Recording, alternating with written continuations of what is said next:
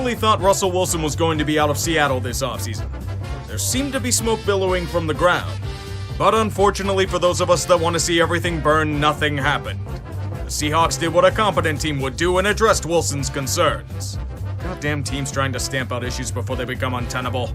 You could argue the same for Jamal Adams, but Seattle didn't really have a choice in that regard. I just wish Aldon Smith could be the same, but he just can't overcome the demons that consume him. Even for a relatively open and forgiving organization, they wanted nothing to do with him any longer. Seattle is a team that could go far, but they'll need a more balanced offense to see it through. We've seen what happens when it doesn't pan out. If that ends up happening again, you can root for the Kraken now? The NFC is pretty tight in a lot of aspects. A logical person would just sit back and let it all develop, but I'm an impulsive bastard. I need to make shitty predictions that backfire quickly. The NFC East will surprisingly not change hands again, and it will be Washington that pulls it out. The NFC North is still Packers territory, however. The NFC South, I hate to say it, but Brady and the Buccaneers have it on lockdown. The NFC West, though? That's tough, but I'll have to say San Francisco bounces back if they're healthy. For the wildcards, I'm rolling with Seattle, New Orleans, and the Rams. Once again, many teams can be considered for these 3 slots. With that being said, I should shut the hell up. It's time for some fucking football. The long-standing fears of the preseason were for naught. Carson Wentz and Quentin Nelson will be starting in Week 1. Can they find a way to clone Nelson at least 10 times? I have an inkling Indianapolis has some serious issues to work out. Seattle just stormed right into Lucas Oil Stadium and faced virtually no resistance whatsoever. This is the elite Colts defense? Getting beaten on deep passes on the regular? Gaping holes in the first and second levels? The Seahawks spanked the Colts on both sides of the ball performance-wise, morally, and tactically. If Russell Wilson keeps doing this, I'd say it'll be a good season for the 12s. Good building block at least. How's this for a gimme? A Titans team that got abso-shit smacked at home last week in front of the 12s. And said Titans team is now without Taylor Lewan due to a warm-up injury. This should be a relatively easy Seahawks win. And it was looking that way early on. Russ was cooking with grease. Tennessee was making serious mistakes on both sides of the ball. Seattle had jumped out to an efficient 14-point lead in the middle of the third quarter. But then you realize something. You understand the hollow exterior of what this team is. Remember last year when they treated winnable games like they were a new wave of plague? Seattle made another bond with those evil vices. Those fans need more heart attacks, so why not have the offense just shut down? Dead serious, they just closed the kitchen where they sputtered out consecutive 3-and-outs. And when you leave an exhausted defense out to dry, King Henry rumbles over goddamn everything. His demise was exaggerated. The Seahawks proved it. Under his might, he not only allows the Titans back in the game, they tie the affair and head to overtime. Only if Russ didn't overcook a bowl of cornflakes, they may have done something with it. The Seahawks blowing a major lead, nearly losing on a walk-off safety, and giving up a game-winning field goal to Fat Randy is such a Seattle way to lose a football game. Cardiologists in the area are weeping profusely. They're gonna be working a lot of overtime this week. You blew it, boy! You really blew it! Seattle, Seattle, Seattle. Will you ever find ways not to be hot garbage in games that are winnable? Minnesota had been coming off of 2 devastating losses, yet it felt as if they were invincible most of the time. The offense swarmed all over whatever you call a defense, just like the Titans did in the second half. Kirk Cousins lived up to previous expectations. You know how hard that is to accomplish these days? They didn't even have Dalvin Cook. Didn't matter, Justin Jefferson got gritty all over your corpse. As for that offense of yours, they must have sold it to you at half price. If they didn't, you got ripped off. It's the only way I can explain them checking out again in the second half. This Seahawks team has severe flaws that have been laid bare for all to see these past few weeks. The Vikings simply took advantage of their weakened state. The hungry lion always goes after the injured or elderly for its meal. And Pete Carroll is looking real out of touch as of late. I wonder if they ever get it together. They tend to usually beat Minnesota in these kinds of games, but not this year. Can the real Seattle fucking stand up? Please, I'd like to figure out what the hell team I'm supposed to expect from them out of a given week. They'll look great. They'll choke everything away in a second half. They'll look like the sludge spewing out of a septic system. And then they'll somehow appear to put everything together and lather a fancy sheen to mask the rotting stench beneath. It looked ugly early, but against San Francisco? You'd think this team was a goddamn Super Bowl contender. The offense did shit. The defense actually defended. Ken Norton Jr. somehow gets to live for another week. How does this happen? Russell Wilson was running a marathon with how shitty his O-line was yet again, and he still performed! San Fran, do you have an answer for this heresy? Oh, I see. The 49ers betrayed Jimmy Jesus to the injury clergy for 30 pieces of silver. The fans' wish has been fulfilled at quarterback. Trey Lance, the Judas of San Francisco. His youth and athletic beauty enamor many to his cause, and they hope Garoppolo is injured long-term because everyone is a petty fuck. Hopefully this doesn't end like Judas himself, if you get my drift. Didn't solve shit for the Niners, they still lose a crucial game in the NFC West race. They need to do something though. That offense has been shit in a bucket so far, and that might be going easy on them. Thursday Night Football, where the play on the field is shit and the Seahawks uniforms are even shittier. Or is that the team? With how badly the defense has been getting burned, I'm more surprised Ken Norton hasn't been chucked into the ocean. Perhaps he can take Jamal Adams with him. Just like most things in Seattle, the defense became a big ball of depression that only hard drugs can help them mask. The Rams were quite terrible in this front as well, but then they remembered that they're playing the fucking Seahawks and get their shit together. They'll bust them like Russell Wilson busted his finger. Make sure to get a nice close-up on it because there's nothing else to talk about. God forbid anyone give a shit about Geno Smith somehow still being a thing. There was only one reason this game was relevant. Double punt. It's like double mint gum but with punting.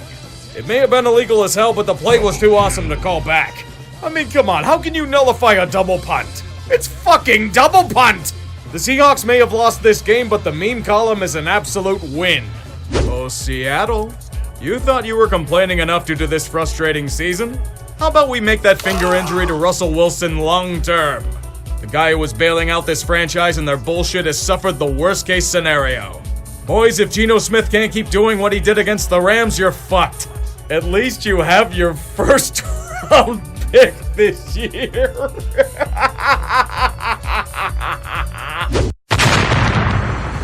This is old-school football at its finest.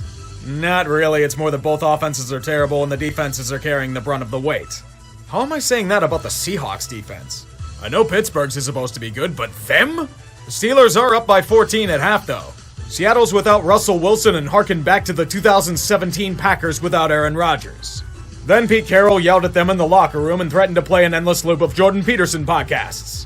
I think that may have been enough of a motivation for the offense to get its shit together. For whatever reason, Pittsburgh can't stop the running game. Can it just be like the Steelers where Najee has to do nearly everything to gain 4 yards?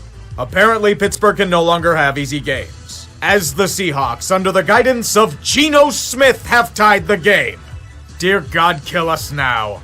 Cue more offensive utility until the Steelers have to drag the withered old horse for another final ride. It's ugly, but they're somehow being forced at gunpoint to move down the field, as Seattle drops an easy pick. Way to go, Jamal. I'm the best in the nation! Yeah, in your dreams, you fucking useless-ass box safety. Now Pittsburgh gets to kick a field goal to retake the lead. But then, a miracle happened. Geno Smith channeled his days at West Virginia and guided Seattle down the field. And now it's going to... Oh no, DK, what are you doing? Just get the fuck out of bounds! Thank God it didn't cost them, but I'd think about that before dissing Shannon Sharp on Twitter. Jason Myers, now is your chance. This game is going to overtime. Motherfuck. With neither offense being unable to do anything, we're in for a ride. Both teams trade stalled offensive drives, but wait. Do I hear a sound in the distance? Here I come to save the day. TJ Watt, you fucking legend. I don't care that Watt already got paid. I demand you pay him more. Give him all of the money. Build him endless statues down North Shore Drive. He's the only reason Pittsburgh won. They're 3-3, let the false hope consume me whole. Is this game even worth playing?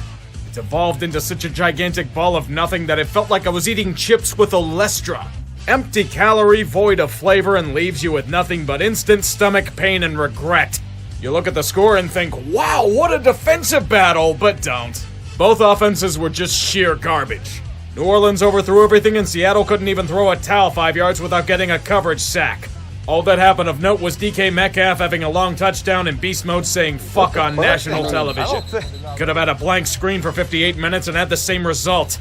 Under the assistance of officials, because neither offense could do shit, the Saints were guided to water. Being the thirsty horse they are, they managed to drink. New Orleans is now 4-2, but I'm still skeptical about them. The Seahawks are really terrible without Russell Wilson bailing them out every week.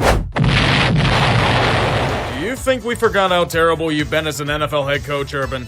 You may have gotten lucky these past few weeks due to the emails you probably had a hand in leaking, but the cold reality of how unprepared the Jaguars are every week says more than enough. They made the Seattle Seahawks, blessed with a defense with all the absorbency of wet paper, look like the Legion of Boom again. Jacksonville's offense was 17 shades of sheep shit. Outright dominated by a team that had been absolutely lost without Russell Wilson for these past few weeks. Geno Smith looked like he was back at West Virginia, for fuck's sake. With news of Russell Wilson potentially coming back sooner than expected, it might not all be lost for them. But do you seriously expect me to believe that Jacksonville is in the right hands? You sure you want to trust this guy, Mr. Khan? If you don't want to pay him a severance, you can always assign him to AEW as a manager of, I don't know, Britt Baker?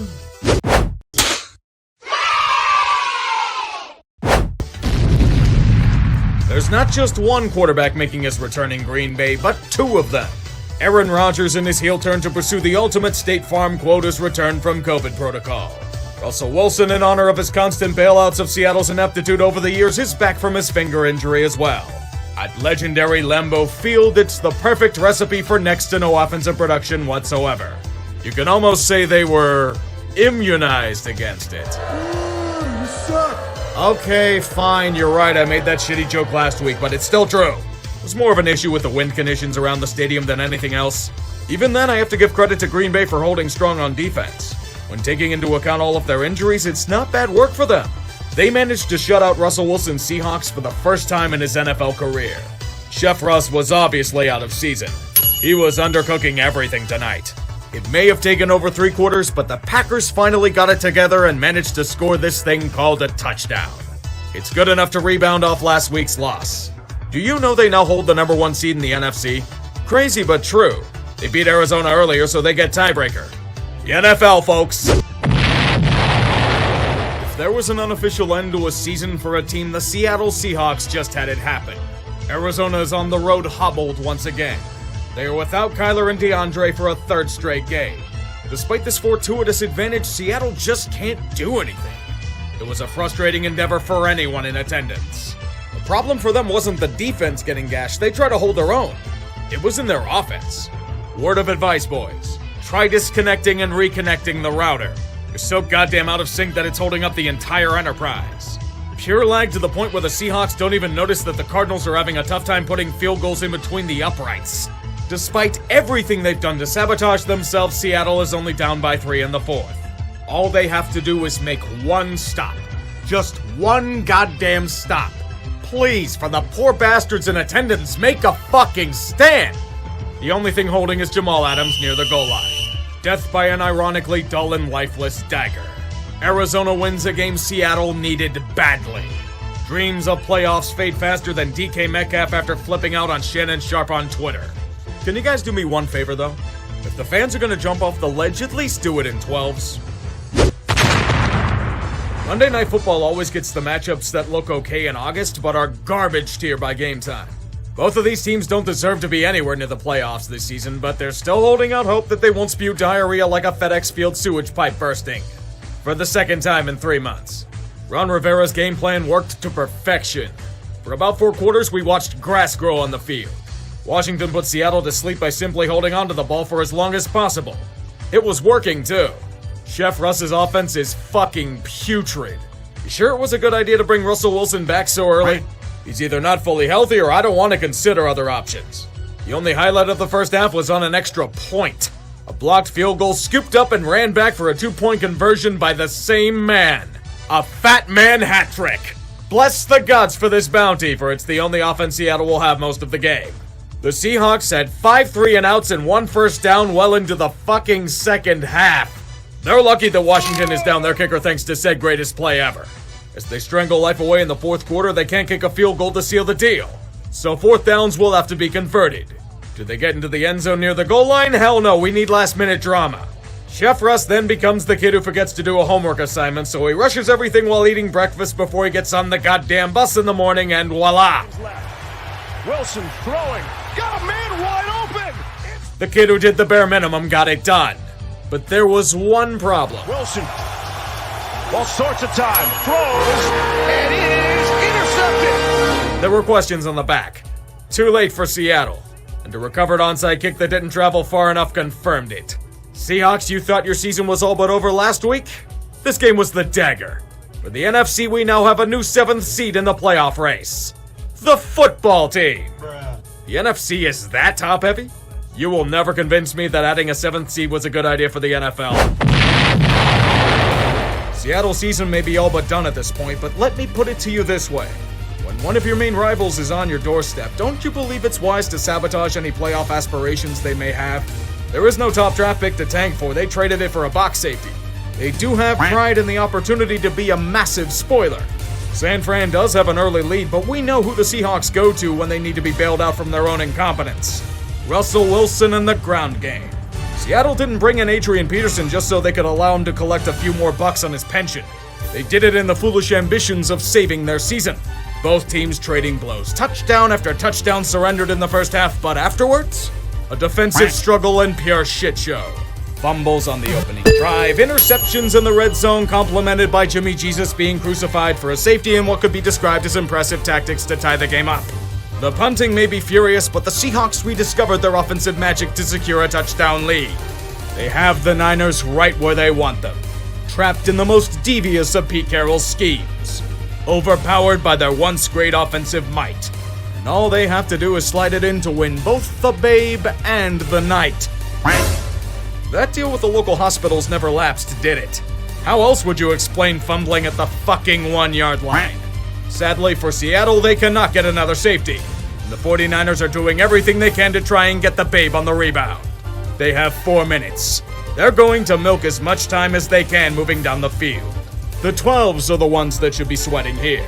San Fran's made it down to the opposing goal line and have 4 tries to get it done. With a guy like Shanahan, they should have a great call on 4th down. 12th play of the drive. Hasty is in. Garoppolo, blocked by Compton, deflected. Not when it's deflected at the line. Ain't this a throwback to 2020 or what? The 49ers coming up short in a game they could have used, and the Seahawks giving all of their fans heart attacks for the lulz. Will the NFL ever make sense this year? The answer there is a resounding no. Speaking of abortions from the AFC South, the Houston Texans are officially punting the season. General Mills will be leading the charge of the 10th Clown Battalion. Marching towards a battlefield in Seattle, they gracefully charge towards the enemy, only to be suffocated by mustard gas. The Seahawks are garbage, that's been confirmed many times over. However, against the likes of Houston, they don't have a problem. When the Texans' offense can consistently infect Ken Norton Jr.'s antivirus, they're doomed. That's entry level for any victory against this team. In the Emerald City, this kind of game comes around as often as Haley's Comet. Seattle didn't have heart attacks en masse over how shitty the Seahawks are for most of the game. I have no idea how, but Pete Carroll's boys still have some semblance of life. They're probably thinking long-range game for the heart attacks this year. We can all agree this year has been insanely fucked for the NFL. Most games like the last one we recap feel like they're on some kind of drug cocktail. It's exhausting to follow this league some weeks. The only benefit is in memes fresh out of the oven. You thought it couldn't get worse. An old friend has reemerged onto the scene. Corona-chan is back from her lengthy vacation and wreaking havoc on every sports league throughout America. The NFL has felt her wrath hard. You may have noticed all the coughing last week. It was for good reason. Over 150 cases in the league over a 5-day span. It's not Pokemon to catch. Coronavirus is running a train throughout multiple organizations. Cleveland and the Rams have over 25 players in COVID protocol. Washington has over 20. Other teams like the Bears, Texans, and Lions are getting wrecked as well. 8 teams are in enhanced COVID protocols. This is the worst case scenario we were fearing last season, and we're seeing it happen in front of our eyes. The NFLPA pleaded with the league for games to be postponed, but of course they waited until the last moment. In a shocker, the Shield cared more about game integrity than cold hard cash. The Saturday Browns and Raiders tilt has been pushed to Monday. Seahawks versus Rams and Reskins versus Eagles have been rescheduled for Tuesday. We have it again in doubleheader form, boys! Tuesday night football! Any chance we can get a Wednesday night game? For all the glorious memes? It's ironic. The Seahawks, among other teams, complaining about having their games pushed back due to COVID while suffering a COVID outbreak of their own. So now both teams are hampered and ailing in this once proud divisional contest. The Rams are still champs in that regard. They had over half their roster in COVID protocol. And while some players returned, they were still far from full strength. Even then, Seattle can only experience one reality that may be coming their way: the end. Witnessing the Seahawks limp and wince their way into painful defeats this season feels like an era is coming to a close. These aren't the same guys that were consistently bailed out by Chef Russ's cooking. I don't know if it's age, lingering injury, or a lack of a chorus around him, but the offense has no sync whatsoever. An LA group was ripe to be pounced on, and they still couldn't do it.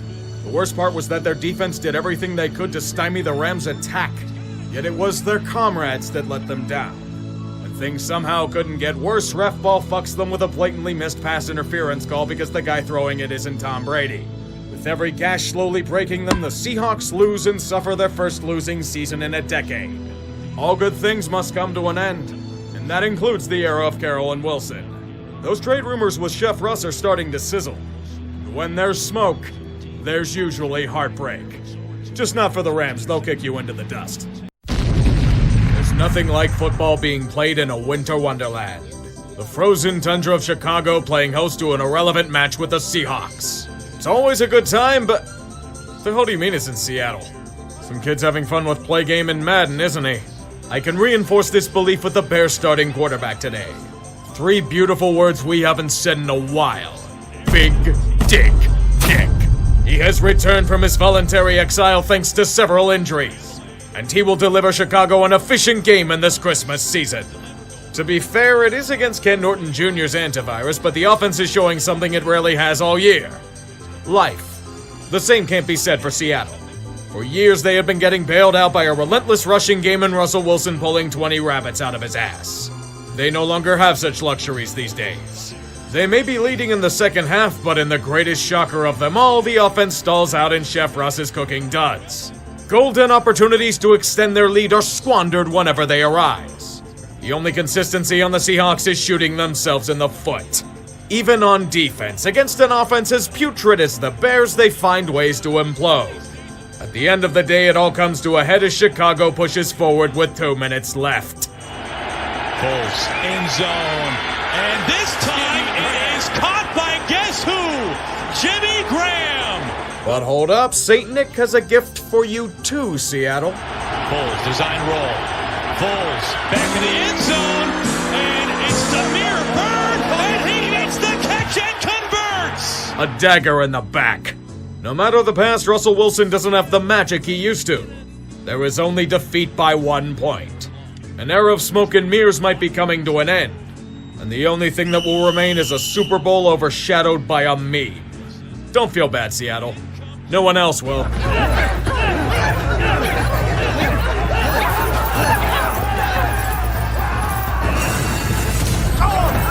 Seattle Seahawks eliminated. Bittersweet moment for Seattle. This has the potential to be the last home game for both Russell Wilson and Pete Carroll. Nothing set in stone yet, but if this is truly it for both of them here, they went out in style. A flashback to the golden days of Russ's magic and booming legions. Of roaring crowds and a zeal that threatens those that dare enter this hallowed domain. Tim Boyle is forced to start for Detroit, but it wouldn't have mattered if Goff was healthy for this. Seattle's offense found a life they've been sorely lacking all season. Rashad Penny had the greatest game of his oft-injured career, and it may help him find a bigger payday in free agency. They made the Lions' defense look as useless as it's usually been with such an undermanned unit.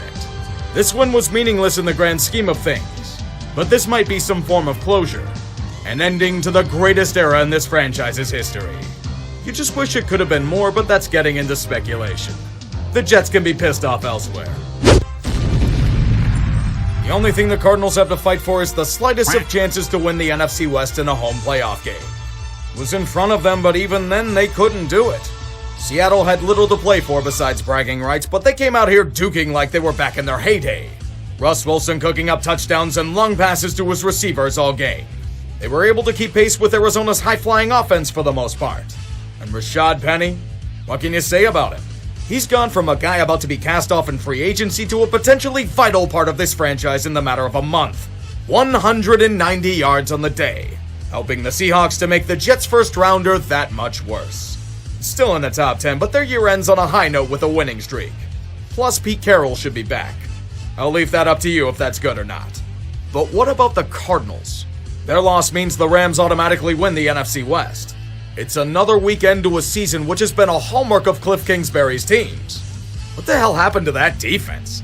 Seattle's receivers were open all game long. If they're not careful, they're an easy one and done. Consider this your final warning, boys. This has been a season. So many twists and turns that it's hard to conceive with the naked eye. If you were looking at this year seriously, it was absolutely exhausting. But do you know the true bounty to cherish? The memes. It was fucking gold for this economy. Thanks to incredible collapses, fantastic comebacks, Urban Meyer's coaching tenure, and whatever the fuck Antonio Brown did in the Jets game. You know when something feels like it's at the end, yet you want to cling on to dear life to whatever's left of that past glory?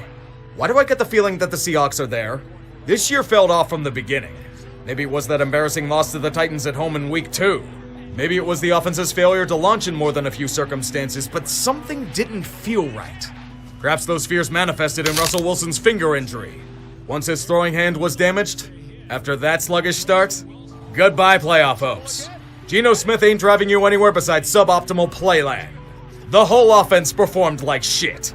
And this isn't just a Wilson injury scenario, this kept happening even as he returned. Questions as to whether or not he was fully healthy aside, a nefarious narrative has emerged. Chef Russ was masking Seattle's glaring flaws for years. He couldn't bail them out like usual. So the Seahawks now suffer the worst-case scenario. A team without a clear vision, losing out on a precious top 10 pick for a Bucs safety that hasn't been as advertised. One they had no choice but to pay the big bucks to. Pete Carroll may be past his expiration date, but he'll still be here. What about Russell Wilson? The trade rumors are coming back with a fury, and he might not want to waste more of his career here. Time will tell on that front, though. Perhaps uninstalling Ken Norton Jr.'s antivirus will be enough to stem the tide, but it just feels like the end of an era. The sad part is that they'll be known for passing the ball on the 1-yard line instead of, winning a fucking Super Bowl. Memes, you can't escape them.